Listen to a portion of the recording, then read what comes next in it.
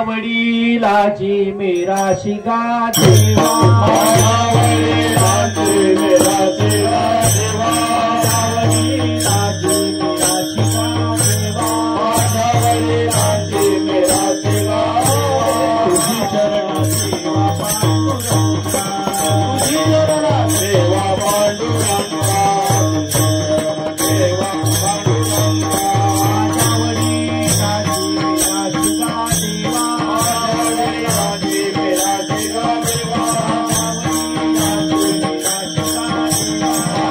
वडिलाची मेरा शिगा देवा, तुझी चरण सेवा पांडुरंगा, तुझी चरण सेवा पांडुरंगा, सेवा पांडुरंगा, उपवास पाळणे राखला वारवंता, पाळणे राखला वारवंता, उपवास पाळणे राखला वारवंता, केला भोगवंता केला भोगवंता भागी, परंपरा दासने अंकित, परंपरा दासने अंकित, परंपरा दासने अंकित, कलिता लाज कोला, कलिता लाज कोला, कलिता लाज कोला,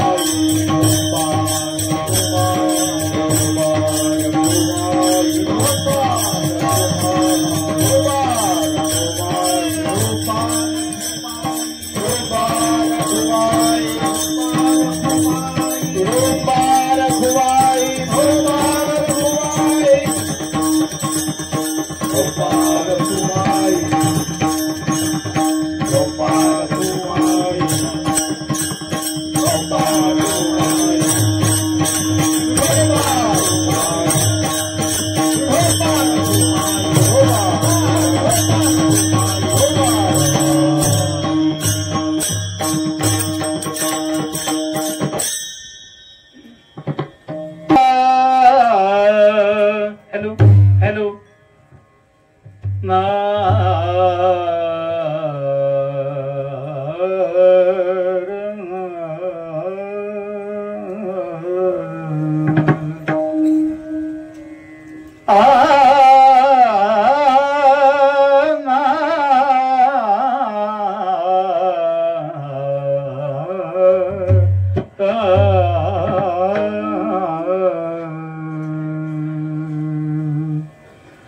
माझ्या वडिलांची मिरासी गा देवा, माझ्या वडिलांची मिरासी गा देवा, वडिलांची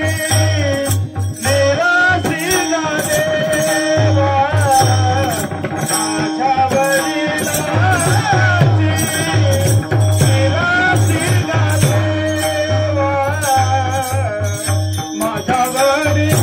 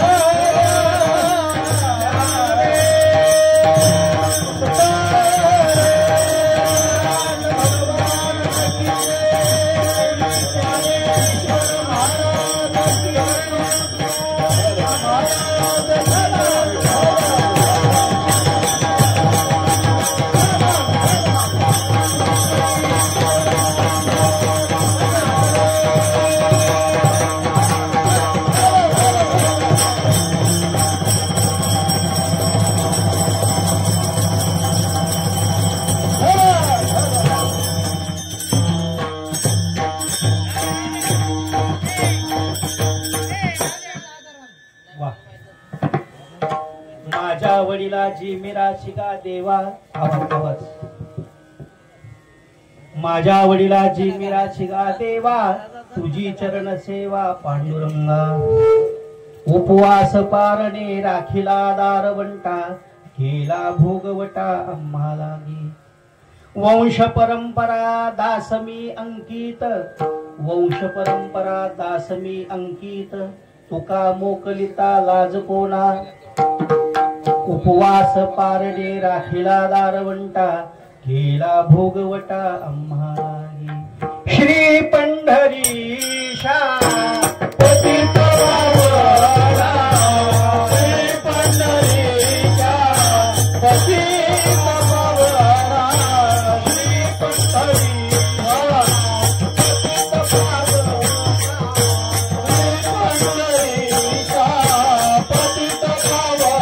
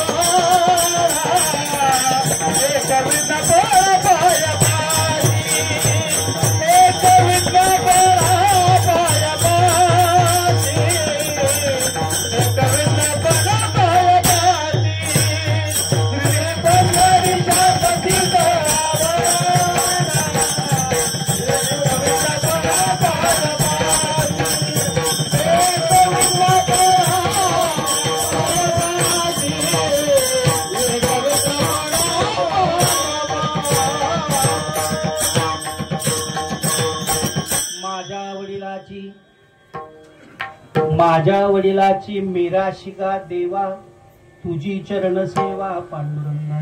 सेवेकरता घेतलेला अभंग जगद्गुरु संत श्रेष्ठ तुकोबार यांचा सुंदर पण मार्मिक अभंग. वारकरी संप्रदायामध्ये असणारी परंपरा, विश्वाची परंपरा, देशाची परंपरा आणि आपली परंपरा. आपण भाग्यवान आहोत की वारकरी संप्रदायासारख्या परंपरेमध्ये आपण आहोत, हे आपलं भाग्य आहे. विठ्ठल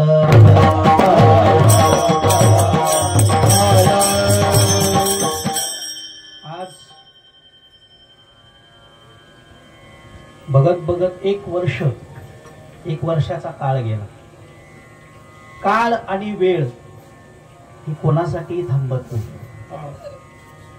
ज्यांनी माझ्या बरोबर स्वतः चारीधाम यात्रा केली, माझ्या बरोबर चारीधाम, आणि हिमालयामधले केदारनाथ, बद्रीनाथ, गंगोत्री, यमुनोत्री दोघांनी आम्ही विचार करायचो की तरुण चालणारा यमुनोत्रीला चालू शकत नाही पायी, पण दोघांनी ही यमुनोत्री 22 आणि 22 जवळजवळ 45 किलोमीटर सतत डोंगर चढले, यात्रा केली, आणि तो जो पुण्याचा काय ठेव आहे म्हणून कीर्तन आहे. विठ्ठल आजही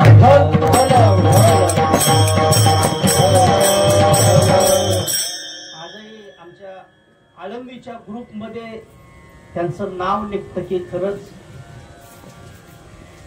पाटील सगळे म्हणायचे, त्यांना सगळे एम.आर. पाटील म्हणून ओळखायचे, मनोहर पाटील. एवढा शांत स्वभाव की यात्रेमध्ये आहेत का नाहीत हे जाणवत सुद्धा नव्हतं. यात्रा करत असताना सुखसुविधा नाही मिळाल्या तरी दुःखी नाही, मिळाल्या तरी सुखी नाही.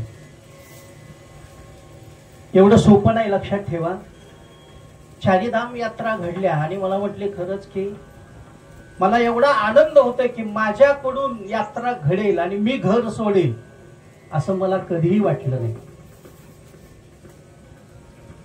पुण्याचा ठेवा ज्या वेळेस उभा राहतो समोर, लक्षात ठेवा, बहुत सुकृताची जोडी सहजासहजी नाही. मी सांगत असतो कीर्तनामध्ये टाळ वाजवण्यासाठी फक्त कमीत कमी 1000 जन्माची पुण्याई लागते. विठ्ठल काही माणसं म्हणतात टाळ कुटायची नाही, वाजवायची. एवढं सोपं नाही, लक्षात ठेवा. आज त्यांच्या वर्षश्राद्धानिमित्त या ठिकाणी भगवंत नामाचा कीर्तन सोहळा आणि एवढे वारकरी आपल्या दारामध्ये आले, त्यांचा पुण्याचा ठेवा आहे म्हणून सगळं चाललेलं आहे. त्यांनी जे काय साठवलंय, आणि घरातले चिरंजीव दोघही एवढे शांत स्वभाव. मी कायम इकडे आलो की इथं भेटल्याशिवाय कधी आळंदीला गेलो नाही. प्रेम असं वारकरी संप्रदायामध्ये नात्यापेक्षा जास्त प्रेमाला जोडलेलं आहे. आज वारकरी चालतोय एकमेकांच्या बरोबर, नात्याने चालतोय का प्रेमाने चालतोय? प्रेमाने. लाखो वारकरी आळंदी ते पंढरी चाललेले आहेत. कशा? आणि मागायचं काय? प्रेम मागा विठ्ठला,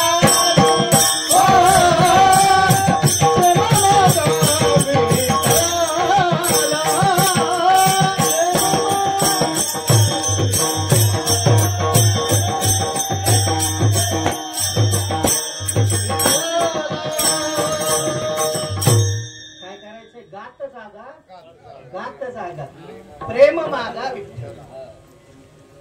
त्या भगवंताला मागत असताना प्रेम मागायचं. म्हणून वारकरी कधीच देवाच्या जवळ काही मागतो का? मागितलं, मागणे ते एक तुझ प्रती आहे, देशील तरी पाहे. पण कोणासाठी?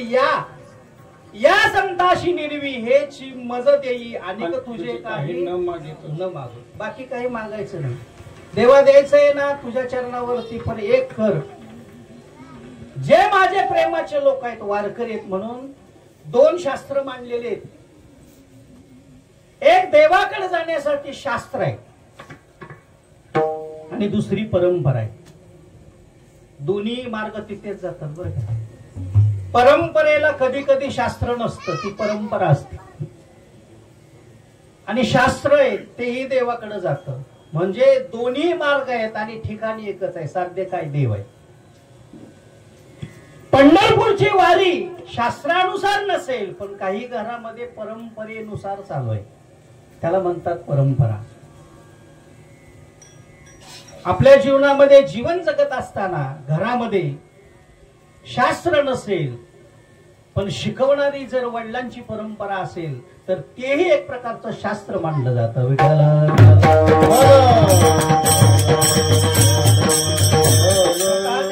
सांगतात वडील जे जे करती तया नाम धर्म ठेवी, ते अनुष्ठिती सामान्य सकल.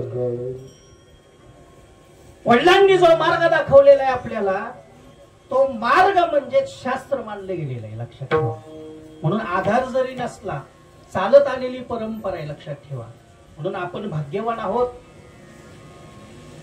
की संतांच्या नंतर जन्माला आलो. हे सगळ्यात मोठं भाग्य आपलं आहे, अगोदर नाही. ज्ञानोबा तुकोबांनी परंपरा आपल्याला दाखवून दिली. ज्ञानेश्वर माऊली जर आज आळंदीवरून पंढरीला आले नसते चालत, तर लाखो वारकरी आले असते का? लाखो वारकरी चालले असते का? ज्ञानोबरांना गरज होती का? माऊलींना गरज होती? ऐके का ज्ञान चक्रवर्ती तू तव ज्ञानाचीच मूर्ती. सगळ्या संतांनी सांगितलंय ज्ञानाचा ज्ञानाचा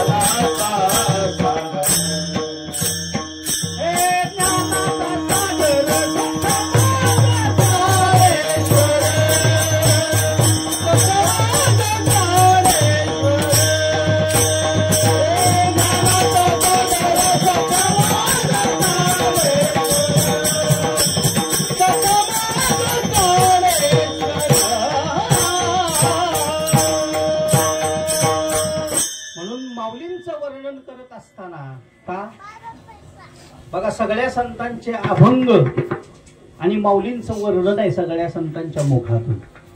आद्य परंपरा ज्याला पाया म्हणतो ना आपण, वारकरी संप्रदायाचा पाया कोण आहे? ज्ञानोबा आहे.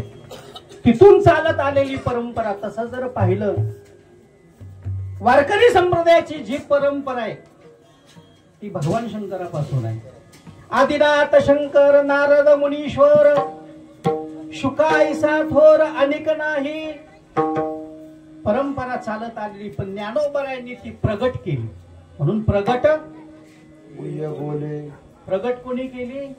जी स्थिर होती ती समोर आणली आणि समाजामध्ये वाटली गेली. म्हणून भाग्यवान आहोत की या परंपरेमध्ये आपण आहोत.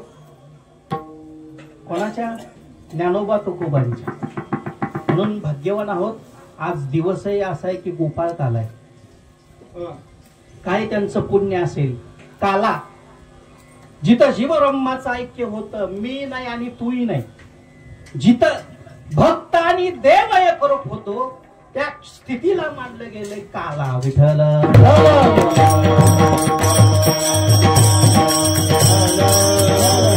लक्षात ठेवा. चांगला दिवस, पवित्र दिवस मिळण्यासाठी तर सुद्धा भाग्य लागतं. आज गोपाळ काला आहे.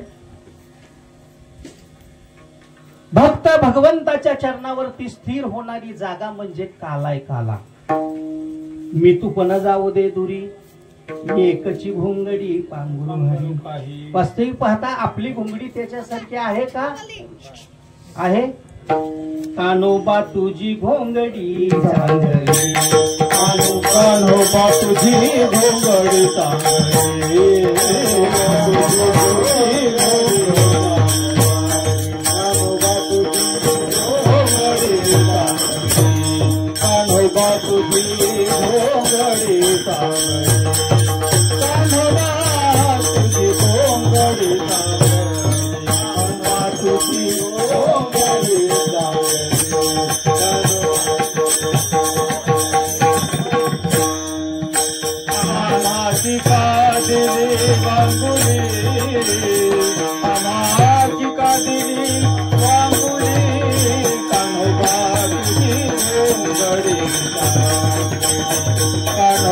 तुझी मामाधिकाने वागुली आघातिकादिनी वागुली कदमा तुझी गोगडी कदमा तुझी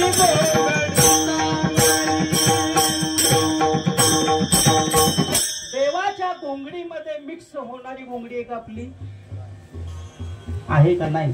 काम, क्रोध, लोभ, मत्सर, अहंकार, हेवा देवा यांनी भरलेली घोंगडी आहे आपली. भगवंताच्या घोंगडीमध्ये मिलन होण्यासाठी तुम्हाला त्या घोंगडी सारखं कमीत कमी दाखवावं तर लागेल. होणं पुढे वारकरी असणं आणि वारकरी दाखवणं यात फरक आहे का? माळकरी होणं सोपं आहे, पण वारकरी होणं शब्द कळतात. माळकरी हा वारकरी असतो, पण वारकरी हा माळकरी असेल याची गॅरंटी आहे का? काय कळतंय का कीर्तन?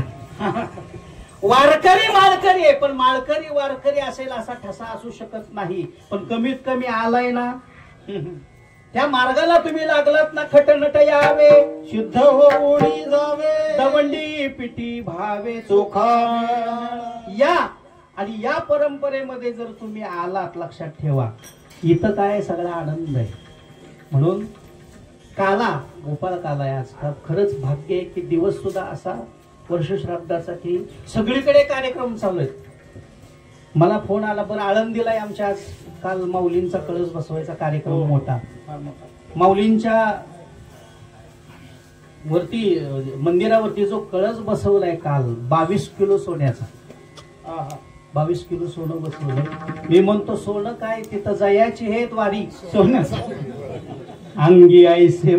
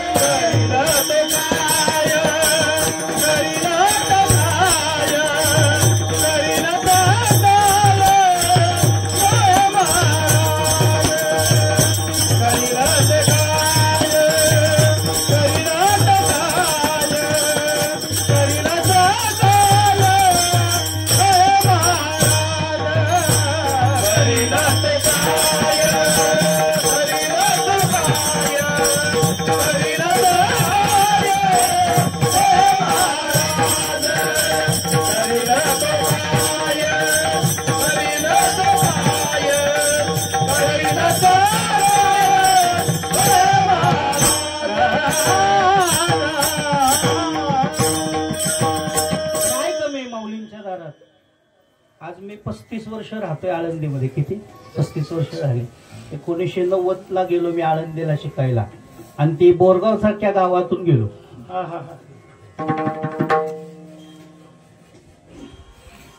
पण जयाची हे द्वारी सोन्याचा पिंपळ. कीर्तनात जर आम्ही सांगितलं सोन्याचा पिंपळ आहे, लोक येतात आळंदीला, महाराज सोन्याचा पिंपळ दाखवा. सोन्याचा म्हणजे काय? सुखाचा, आनंदाचा. माऊलीच्या दारामध्ये एवढा आनंद आहे, तिथं तुम्ही दर्शन घेतलं तर जीवनातलं सगळं दुःख जातं. म्हणून चला चला आळंदीला जाऊ, ज्ञानदेवा डोळा पाहू, ज्ञानदेवा डोळा पाहू, ज्ञानदेवा डोळा पाहू. चला आळंदीला जाऊ, ज्ञानदेवा डोळा पाहू, ज्ञानदेवा डोळा पाहू, ज्ञानदेवा डोळा पाहू. का जायचं आळंदीला? होती संताची या भेटी सांगू सुखाच्या. म्हणून आळंदीमध्ये मोठा कार्यक्रम काल झाला. एवढं दान आलं, लक्षात ठेवा, गुप्त दान. दान देणारे पुष्कळ आहेत, पण प्रथम सांगतात देवाच्या छातीवर सुद्धा आमचं नाव आलं पाहिजे. ते दान नाही, लक्षात ठेवा. एवढं दान आलं की अपेक्षापेक्षा जास्त. ते तर म्हणतो मंदिरच सोन्याचं होतं की काय. विठ्ठल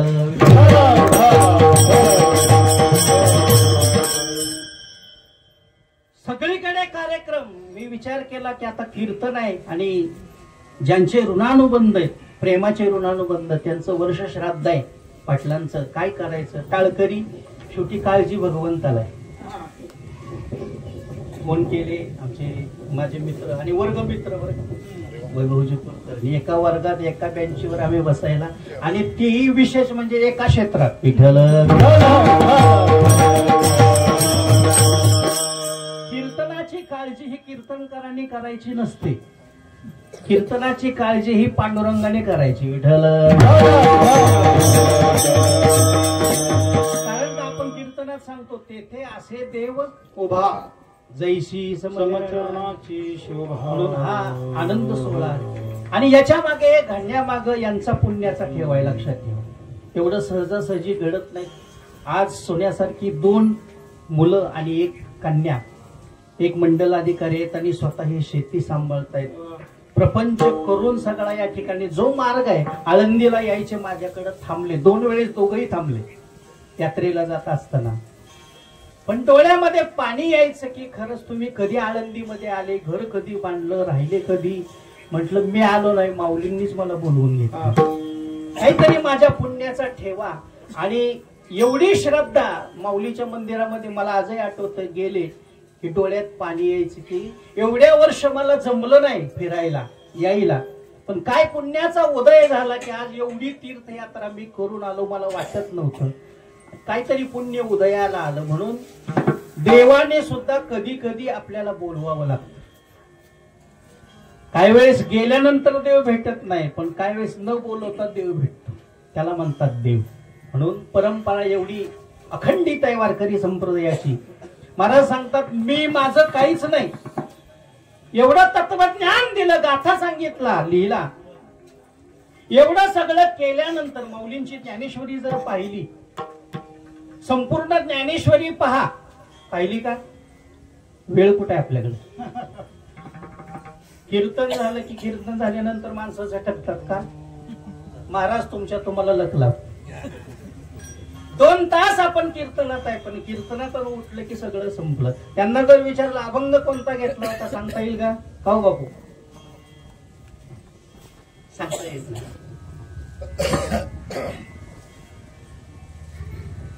जी माझी सगळी परंपरा आहे, माऊलींनी ज्ञानेश्वरी समाजाला दिली, ती 16व्या वर्षी दिली. आणि शेवटी सांगितलं, हात जोडले, किंबहुना केले तुमचे धर्म कीर्तन सिद्धी गेले, तेत माझे जे उरले पायी कपड. माझं काहीच नाही. ही सगळी जी परंपरा आहे कोणाचे? ज्ञान देव भने तर लोतर,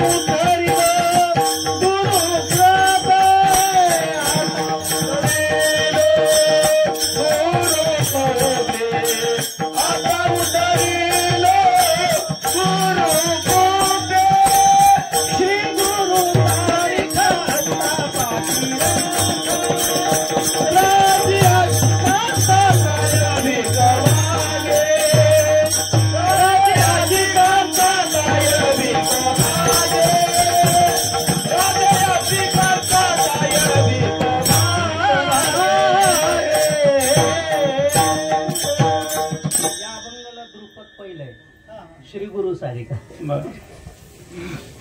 ज्या वारकरी संप्रदायामधल्या परंपरा आहेत त्याच्यामध्ये काही परंपरा अशा आहेत म्हणून तरलो मी आपोआप का माझ्या मागे जी निवृत्तीनाथांची परंपरा आहे त्यामुळे मी आता उद्धरिलो आपोआप नाही. आपल्याला माळ घातल्या बरोबर देव दिसला पाहिजे एवढं सोपं आहे लगेच.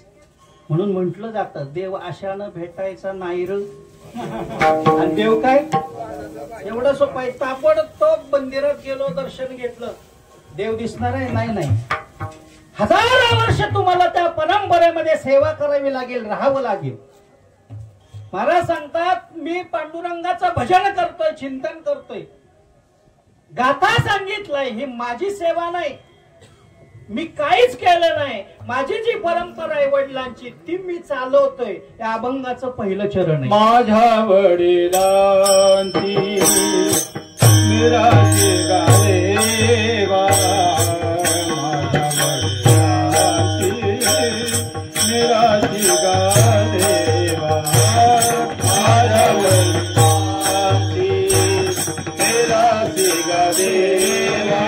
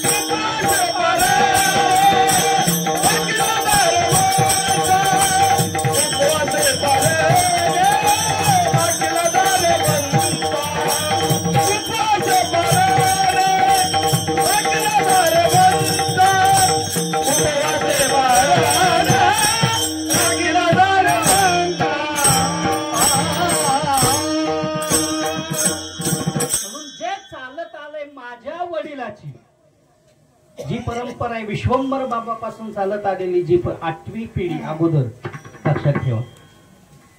म्हणून जगाच्या इतिहासामध्ये जेवढी शास्त्र असतील जेवढे ग्रंथ आहेत जेवढे पंथ आहेत जेवढे संत आहेत सगळ्यांनी आईवरती लिहिता आलंय पण वडिलांवरती लिहिता आजपर्यंत कोणालाही आलं नाही. आईवरती सगळ्यांना लिहिता आलंय कारण मायेचा सागर आहे आई म्हणजे. आई सगळ्याला कळली पण बाप वडील जगाच्या इतिहासामध्ये जेवढे तत्वज्ञानी झाले आईवरती लिहिता आलं पण बाप या शब्दावरती लिहिता आलं नाही फक्त सांगितलं. आणि ज्यांना जीवनामध्ये बाप कळला लक्षात ठेवा त्यांना शास्त्र कळलं. विठ्ठल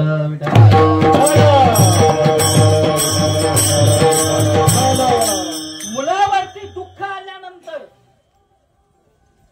मुलगा शिकतोय आणि काही अडचण आली मुलावरती तर रडणारी आई समोर असते बरोबर आहे की त्या मुलाचं संकट जावं. डोळ्यात पाणी कोणाच्या येतं आईच्या पाणी येतं. पण ते संकट दूर करणारी ताकद कोण आहे? न दिसणारी, पण सगळं संकट दूर करणारी जर ताकद कोण असेल तर बाप आहे. म्हणून त्यांनी काही नाही केलं, घरात जरी नसते राहिले आणि आशीर्वाद दिला ना तरी जीवनामध्ये तुम्हाला काही कमी पडत नाही. वडिलांचा आशीर्वाद जर लक्षात ठेवा. म्हणून आपल्यामध्ये 3 तत्व मांडलेले आहेत. मातृदेवो भव, पितृदेवो भव आणि नंतर आचार्य देवो भव. गुरुचं स्थान हे 3रं आहे. पण ही 2 तत्व ज्यांना कळले, आई आणि वडील, म्हणून भाग्यवान त्याला म्हणतात. धन्य माता पिता,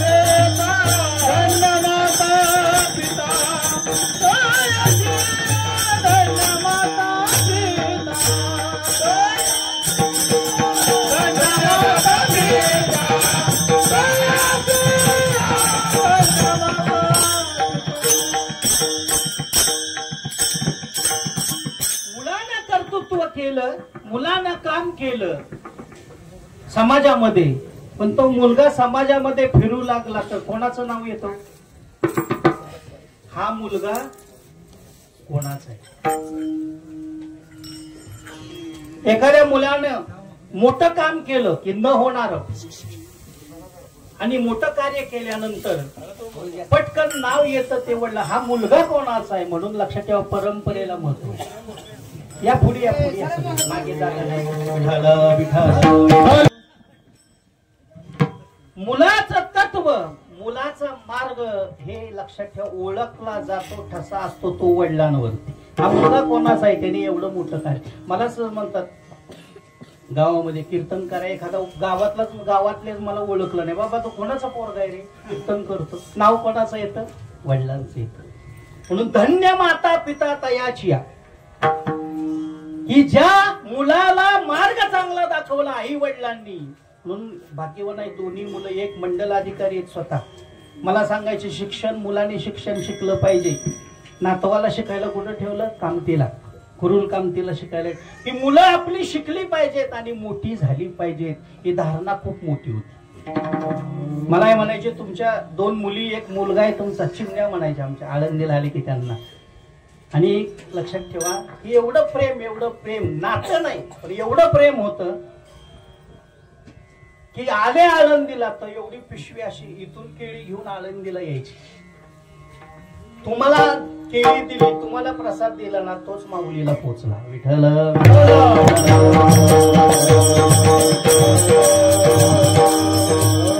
लक्षात ठेवा, माणूस किती मोठा आहे शब्द लक्षात ठेवा. कीर्तन सगळं लक्षात राहणार नाही ना, नाही म्हणतात बस. माणूस किती मोठा आहे पेक्षा तो कसा आहे याला जास्त महत्व आहे. विठ्ठल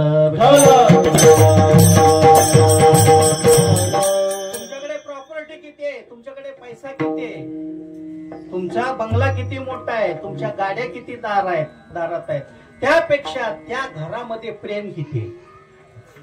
कारण आहे हे इथं सोडायचंय. कोणाचं हे देह हे काळाचे, इथे मनुष्याचे काय आहे. जाताना आपल्याला बरोबर घेऊन जायचंय का? बरं जेवढे आले, आजा गेला, पंजा गेला, बाप मसना गेला, देखत देखत नातू पंतू तोही तैसा झाला आणि आपलाही नंबर आला. राहणार आहे कोणी? राहिला कोणीच आलेले नाही. लक्षात ठेवा. म्हणून एक साधं वाक्य, मरावे परी जगाने नाव काढावं हे आमच्यात होऊन गेले, याला म्हणतात जीवन. विठ्ठल आज ज्ञानेश्वर महाराज, तुकाराम महाराजांचे घराघरामध्ये फोटो लागले गेले का? जगले आपल्यासारखं जगले ना. संत वेगळे होते का? आपल्यासारखे होते, पण संत नवती जगा संत नवती जगा माणसाच्या सारखे. संत नवती जगा माणसाच्या सारखे. संत नवती जगा माणसाच्या सारखे.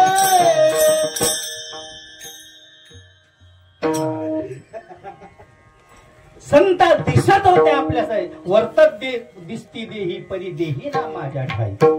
देहाने आपल्यासारखे होते, पण होते का? आपल्याला घर लवकर सुटतंय का? त्यांनी घराचा सगळा त्याग करून भंडारा डोंगरावरती तुकाराम महाराज गेले भजनाला. भामचंद्र डोंगरावरती गेले. आपल्याला जर म्हटलं चला आळंदी पंढरीची वारी 15 दिवस वेळ काढा तेवढा. दाऊद महाराज तुम्ही काय मोकळे, तुम्हाला सोडले. आम्ही बांधलोय कशाने? पूर्वी उदाहरण सांगतो मी. पूर्वी पोपटाला जर पकडायचं असेल तर नळी बांधायची, फिरती नळी असायची. आणि पोपट जर त्या नळीवरती येऊन बसला तर पोपट उलटा व्हायचा. उलटा झाल्याबरोबर त्याला वाटायचं माझे पाय जर मी आता सोडले तर एवढ्या मोठ्या आकाशामध्ये पडेल आणि मरेल. वास्तविक पाहता पोपटाने जर पाय सोडले तर त्याला उडता येते ना? उडता येते का नाही? मग पोपटाने नळीला पकडलंय का नळीनं पोपटाला? मी त्याचं नाही तुमचं सांगतो. संसारिक जीवनामध्ये वेळ नाही. अरे आहे हा वेळ कोणाचा आहे? ज्या वेळेस खरंच वेळ येते आपल्याकडे, आपण म्हटलं आता येऊ नको एक पेटी देतो, थांबेल का? थांबणार नाही. लक्षात. म्हणून आता जागा रे बाईनो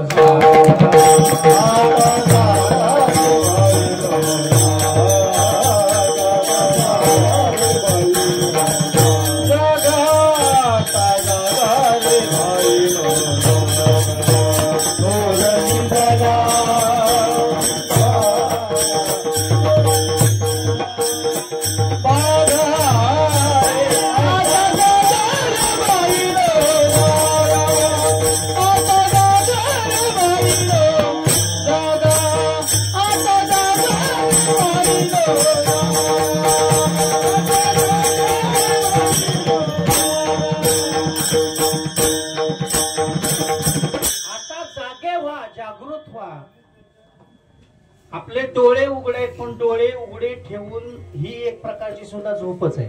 तो पण एक झोपेचाच प्रकार आहे. लक्षात. जो मनुष्य जागृत होतो तो तयार असतो. म्हणून भाग्यवान आहोत. महाराज म्हणतात मला भाग्य आहे, माझं भाग्य आहे की माझ्या वडिलाची परंपरा जी चालत आली त्या परंपरेमध्ये मी पांडुरंगाचा सेवक झालो. आणि सेवक झाल्यामुळे मला दुसरीकडे जाण्याचा मार्गच मिळाला नाही. मार्ग किती आहेत देवाकडे जाण्यासाठी? जप आहे, तप आहे, कर्म आहे, व्रत वैकल्य, ध्यान आहेत, नाना प्रकारचे मार्ग आहेत. पण जप तप अनुष्ठान व्यर्थ कशासाठी? आता एकच मार्ग. आता कोणता मार्ग? आळंदी ते पंढरी. म्हणून एक तर वारकरी होत नाही, बरोबर ना? एक तर घरामध्ये वारकरी होतो का? सहजासहजी होत नाही. आणि ज्या घरामध्ये वारकरी होतो ती परंपरा अशी चालू होती की अखंडित पांडुरंगाची वारी चालू राहते. म्हणून परंपरेला खूप महत्व दिलेलं आहे. वडील या शब्दाचं तत्व एवढं आहे की ज्ञान म्हणजेच वडील, दुसरा शब्द येत नाही. मुलाला शिकवणारं तत्व जर जगामध्ये काय असेल, सांगणारे पुष्कळ आहेत, पण शिकवणारे आणि अनुभव देणारे जर तत्व कोणता असेल तर वडील आहेत. म्हणून जगामध्ये मी एकच सांगतो, ज्यांना वडील कळले त्यांना जग कळलं. विठ्ठल.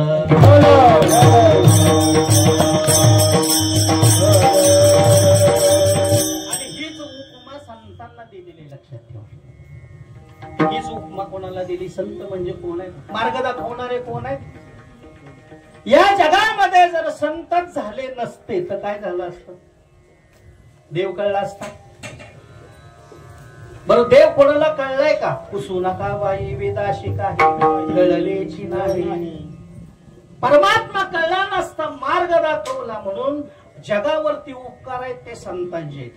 केले उपकार सांगू काय, बाप न करी ऐशी माय. उपकार आहेत माऊलींचे संतांचे. आपल्याला विठेवरती उभा असणारा परमात्मा तो कळला असता का?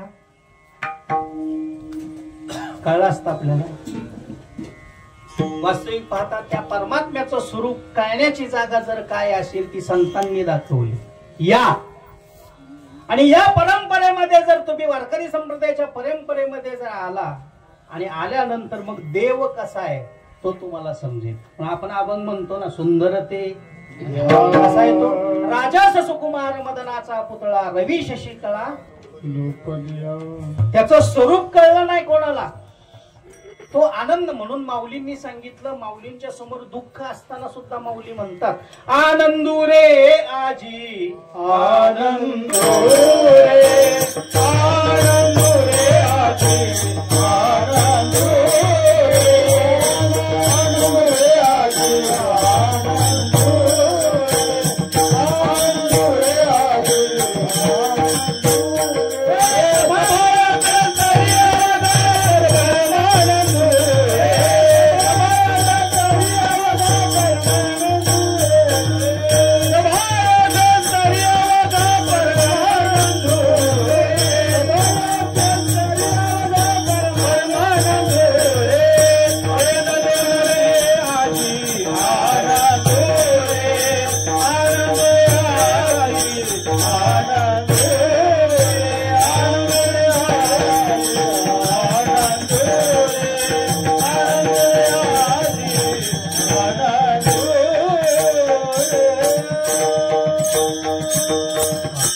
म्हणून परंपरा पुष्कळ आहेत, पण दुःखामध्ये सुद्धा सुख मानणारी परंपरा वारकरी संप्रदायाची.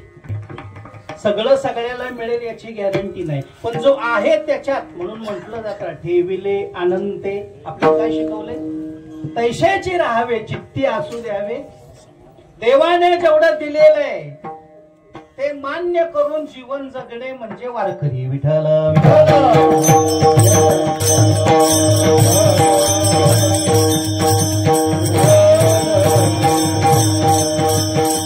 म्हणून ज्ञानापेक्षा भक्तीमध्ये जो रमतो तो लवकर पोचतो. पुढे भक्तीने धरले हाती, मागे ज्ञान वैराग्य धर्म येती. एक भगवंताचा आज गोपाळ काल आहे म्हणून थोडं तरी त्याचं काहीतरी सांगितलं पाहिजे. कारण यांचाही जीवनाचा भगवंताच्या एक रूप होण्याचं ठिकाण वर्षश्राद्ध. लक्षात ठेवा, वर्षश्राद्ध या ठिकाणी केलं जातं. कोणाचं? पुण्यवंत व्हावे घेता सज्जनाची नावे. ज्यांच्या ठिकाणी पुण्याचा साठा आहे आणि पुण्याचा साठा हृदयाला उभा राहतो म्हणून त्याच्या दारामध्ये कीर्तन केलं जातं. नाहीतर कीर्तन कुठे असतं? मंदिरामध्ये. बरोबर आहे ना? सप्ताहामध्ये. पण ज्यांच्या निमित्ताने आठवण काढून या ठिकाणी आपण भगवंताची सेवा करतोय त्यांना पुण्य आणि सज्जन हे दोन शब्द दिलेले. कारण का? देवाचं नाव मुखाला येण्यासाठी भगवंत सुद्धा वेडा होतो. मी सांगतो ना, देव सुद्धा वेडा होतो ना. कोणासाठी? आपल्यासाठी. आपण वेडे झालोय कोणासाठी? झोपले काय सगळे? आपण वेडे झालोय कोणासाठी? संसारासाठी. घरामध्ये जे कमी आहे ते मिळवण्यासाठी किती पळतोय? दिवस आपल्याला दिवस पुरतोय का पळायला? दिवस पुरत नाही. पण देव सुद्धा वेडा झालाय कशासाठी? ज्या सुखा कारणे, या सुखा कारणे देव वेडा. या सुखा कारणे देव वेडा बना. वैकुंठ सोडोनी संत सजनी या संत सजनी राहिला. या सुखारणे देव वेडा बना. या सुखारणे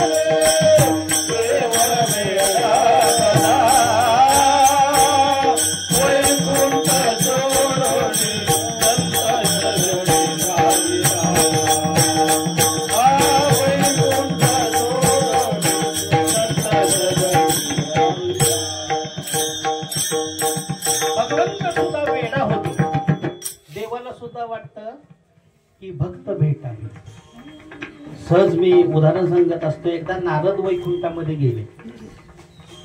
नारायण नारायण द्वारपाळांनी अडवलं. बरं, ज्यांना विश्वामध्ये भ्रमण करत असताना ज्यांना कायमचा पास आहे, कुठेही जा, ज्यांना दैत्याकडे गेले तरी अडवत नव्हते आणि देवाकडे गेले तरी अडवत नव्हते. पास, एकच शब्द नारायण.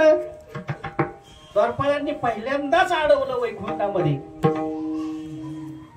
म्हणले का अडवलं? आजपर्यंत मला देवानेही अडवलं नाही.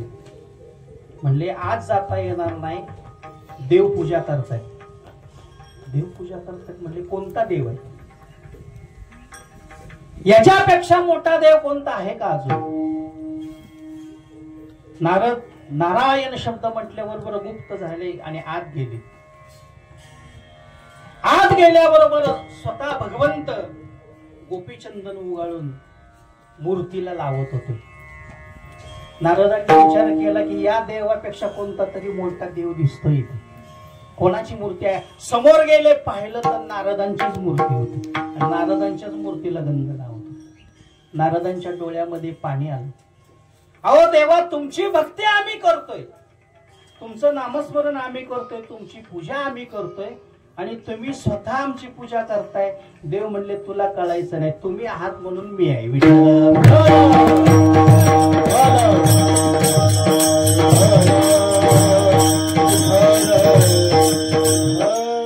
भक्तीची जी ताकद आहे ना, हे दाखवणारे मार्ग जर कोण असतील तर संत आहे. म्हणून त्यांना वडील हा शब्द दिलेला आहे.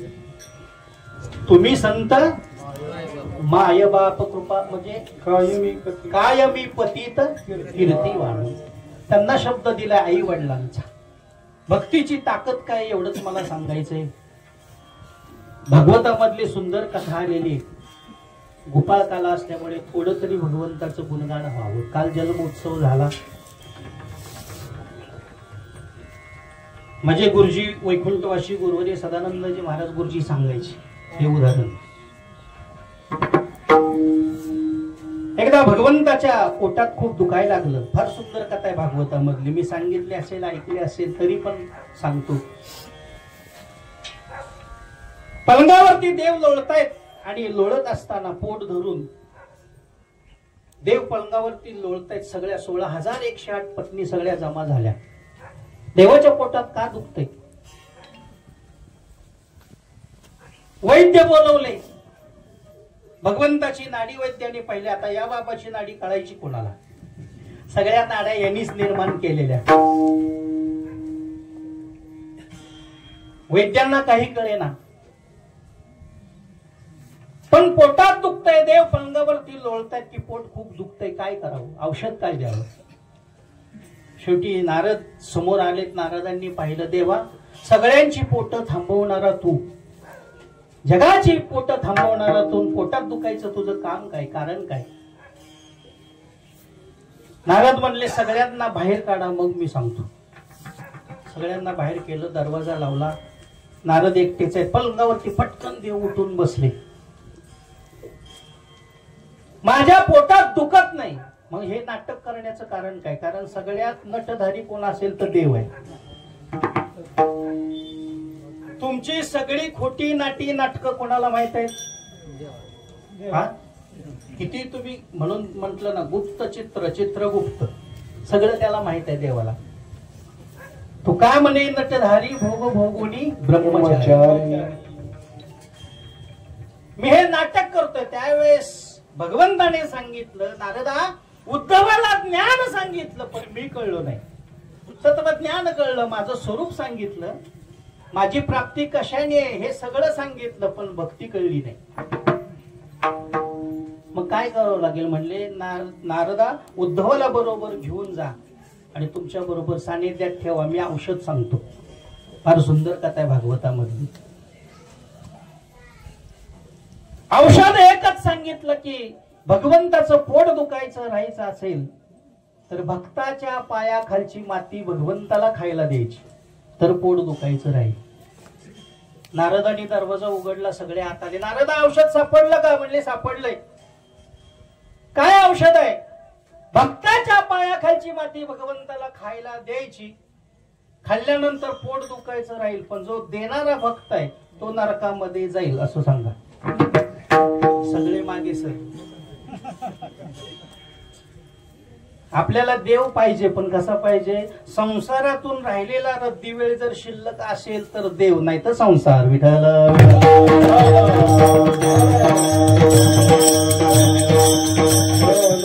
देव म्हणतो मला रद्दी वेळ देतो ना, पण मी तुला चांगला वेळ देतो म्हणून देवही येत नाही. शेवटी उद्धवाला बरोबर घेतलं आणि भगवंत पाहतायत नारदा यांना ज्ञान कळलं पण मी कळलो नाही, म्हणून उद्धवाला बरोबर घेऊन विश्वामध्ये भ्रमण करतायत. भ्रमण करत असताना औषध सापडेना, माती देणार आहेत पण नरकाला कोणी जावं. शोधत शोधत शोधत गोकुळामध्ये आले. फार सुंदर कथा आहे. आणि गोकुळामध्ये आल्यानंतर गोकुळातली अवस्था सगळी कृष्णमय. गोविंद घ्या कोणी दामोदर घ्या गे, तवत वासती मथुरेच्या गे. वाऱ्यातून आवाज यावा जय कृष्ण श्रीकृष्ण, जय कृष्ण श्रीकृष्ण. पाण्यातून आवाज यावा भगवंताचा. पारावरती नारद आले आणि आल्याबरोबर नारदांनी आवाज दिला नारायण नारायण. सगळ्या कवळणी आल्या आणि श्री संताची साष्टांग हे करी दंडवत नारदांचं दर्शन घेतलं. दर्शन घेतल्याबरोबर पहिला प्रश्न विचारला, आमचा देव कसा आहे?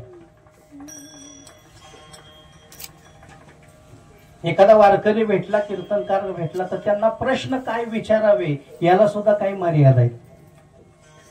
आमचा देव कसा आहे? नारदांनी सांगितलं वाईट बातमी, देवाच्याही पोटात दुखतंय.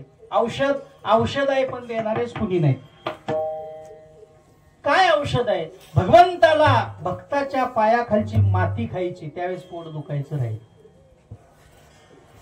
गवळणींनी विचार केला नाही. नाचत नाचत नाचत त्या ठिकाणी समोर नारदांच्या नाचतायत. कृष्णाचं चिंतन चालू आहे. नाचून थकले, पडले जमिनीवरती गवळणी. सगळी माती एकत्रित जमा केली, नारदांच्या हातामध्ये दिली. नारदा, ही माती भगवंताला खायला द्या, देवाला. त्यावेळेस नारद म्हणतात, माती जर भगवंताने खाल्ली तर तुम्ही कुठे जाल? महानरकामध्ये. गवळणीने एवढं सुंदर उत्तर दिलं, आमचा जर देव बरा होत असेल, एक जन्म नाही, आमचे लाखो जन्म नरकात गेले तरी चालतील, पण आमचा देव बरा व्हावा याला म्हणतात भक्ती. विठ्ठल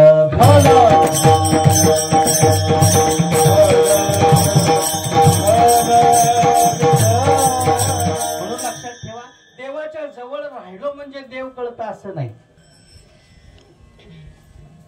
जिथे असाल तिथं जर तुम्ही रमलात. म्हणून हे मार्ग लक्षात ठेवा, वारकरी संप्रदायामध्ये ज्ञानापेक्षा महत्व भक्तीला दिले. ज्ञानोबाराय माऊली ज्ञानी होते, तरीही ज्ञानाचा त्याग केला. खांद्यावरती पताका घेतली, कुठे निघाले? माझे मनीची आवड,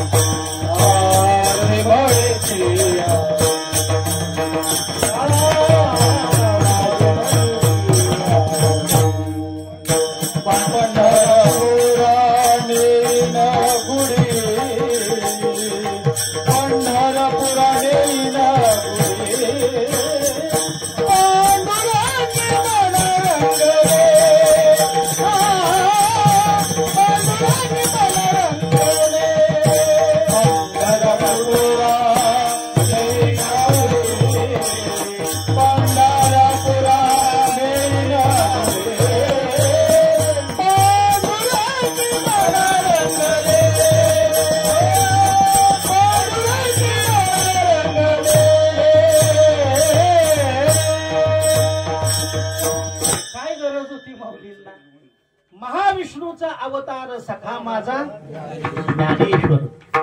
पांडुरंग म्हणजेच माऊली, पण तरी पताका घेतली. माऊलींना माहित होतं, मी जर गेलो नाही माझा समाज जाईल का?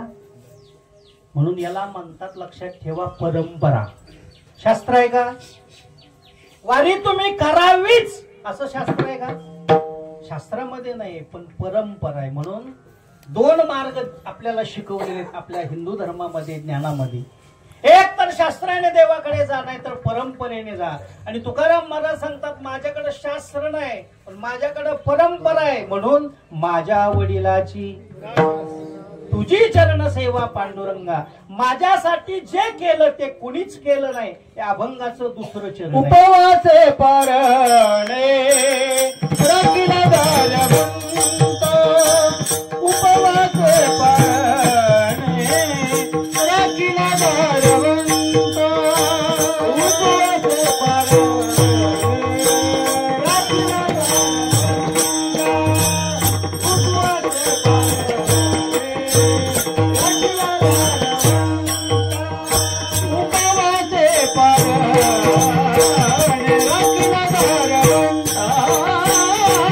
उपवासे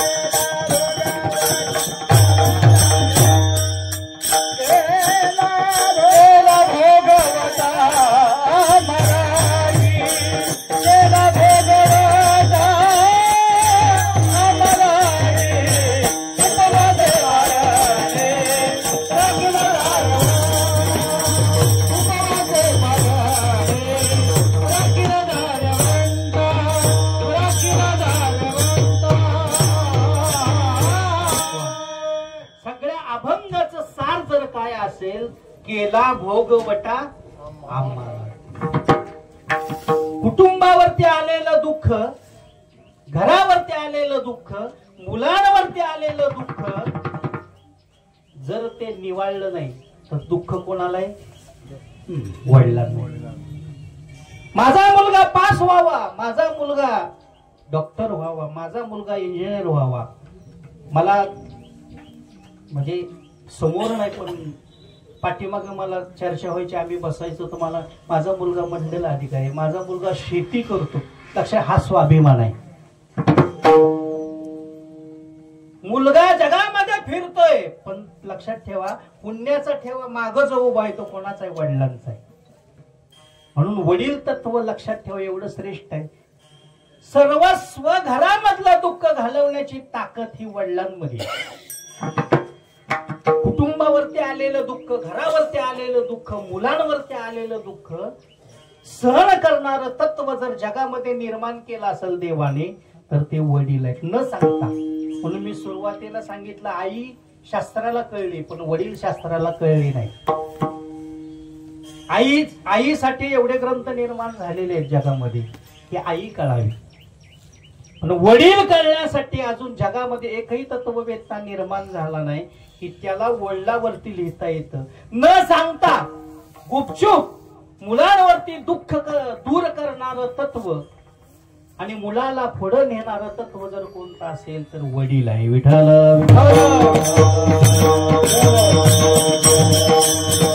मुलावरती दुःख आलंय, आईच्या डोळ्यात पटकन पाणी येतं. वडील रडतो का? वडील रडताना कधी बघितलंय का तुम्ही? मुलावरती दुःख आलंय, बघितलंय. जो गुपचूप रडतो कुणी नसताना, कोणाच्या समोर रडत नाही, का रडतो? की घरातलं माझं दुःख दूर व्हावं, असं परमेश्वराने निर्भीड तत्व जे निर्माण केलंय ते वडील आहे.